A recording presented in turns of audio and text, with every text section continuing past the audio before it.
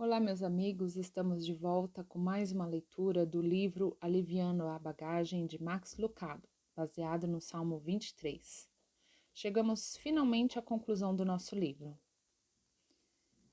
Adormeci no Louvre, o museu mais famoso do mundo, o edifício mais conhecido de Paris, turistas exclamando: "Oh, ah!" E lá estava eu, cochilando e roncando, sentado num banco, encostado à parede, queixo no peito quebrado. As joias da coroa no saguão, Rembrandt na parede, Van Gogh no andar de cima, Vênus de Milo no andar abaixo. E eu deveria estar de olho arregalado. Pena lá estava. Você pensaria que ela estivesse na liquidação da Red Apple. Se havia uma excursão, ela ia. Se havia um botão para apertar, ela apertava. Se havia um panfleto para ler, ela lia. E não queria parar nem para comer. Mas eu concedi a Mona Lisa 5 minutos. Vergonhoso, eu sei. Eu deveria ter sido mais como um companheiro perto de mim. Quando dormitei involuntariamente, ele estava trespassado sobre a versão de uma flor do artista Dutch, do século XVII. Quando eu acordei, o sujeito estava pasmado. Fechei os olhos novamente. Quando abri, ele não se movia ainda. Inclinei-me para ele e tentei parecer reflexivo. Impressionante, né? Nenhuma resposta. As sombras são obra de mestre. Réplica: nenhuma. Você acha que é uma pintura em série? Ele suspirou e não disse nada. Contudo, eu sei o que ele estava pensando. Ah, inculto desajeitado. Ele estava certo, eu era. Todavia, não era falha minha. Eu aprecio a arte do século XVII tanto quanto o sujeito ali perto. Bem, talvez nem tanto, mas ao menos eu posso ficar acordado. Porém, não naquele dia, pois que caí no sono no Louvre. Culpa das malas, baby, culpa das malas. Eu estava exausto de arrastar bagagem da família. Carregávamos mais mala que um grupo teatral do volante de O Fantasma da Ópera. Não posso culpar nem minha esposa e nem minhas filhas. Elas aprenderam comigo, lembra? Lembra? Eu sou aquele que viaja preparado para um casamento subaquático e um torneio de boliche. Já é mal o suficiente para uma pessoa viajar assim. Mas 5? Esgotará você. Você acha que nunca vou aprender a viajar sem bagagem?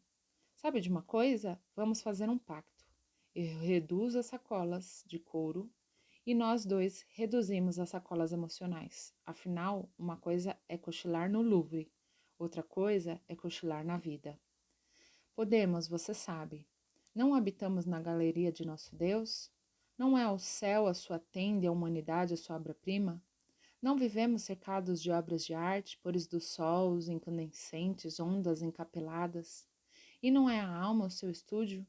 O nascimento do amor, o legado da graça? Por toda parte à nossa volta, milagres espocam como pirilampos, almas são tocadas, corações são mudados. E uau, deixamos passar. Dormimos enquanto tudo acontecia. Não podemos evitar, é duro viver. Arrastando atrás as culpas de ontem, este saco de estopa cheio de preocupações deixa meu pescoço em um laço. O temor da morte é suficiente para quebrar as costas. É também suficiente para fazer você perder a magia da vida. Muitos perdem a cada domingo. Pessoas boas, bem-intencionadas, sentadas na igreja, lutando para manter os olhos. Se não os da face, ao menos os do coração, abertos. E o que perdemos? Perdemos Deus. Fendemos os céus para ouvir-nos cantar. Não devíamos estar esticado para o céu na ponta dos pés, em nossos bancos? O que perdemos, Deus está reunindo-nos em comunhão. Não deveríamos estar distribuindo, juntamente com o pão e o vinho, sais voláteis para despertarmos uns aos outros de nossos desmaios de pavor? O que perdemos? A palavra de Deus. Não deveríamos segurar como uma nitroglicerina? Não deveríamos estar de olhos abertos? Deveríamos, mas na última semana arrastamos pela cidade aquele baú de descontentamento. E além disso, não podemos dormir na noite anterior. Ficamos rolando na nossa sacola de lona de desapontamentos. Então desembaraçaremos de nossas bagagens. De uma viagem por todas, entregamos a ele as nossas cargas. Vamos pegá-lo em sua palavra.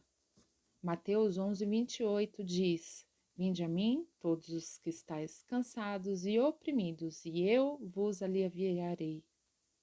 Descansar da carga de um Deus pequeno, por quê? Porque achei o Senhor.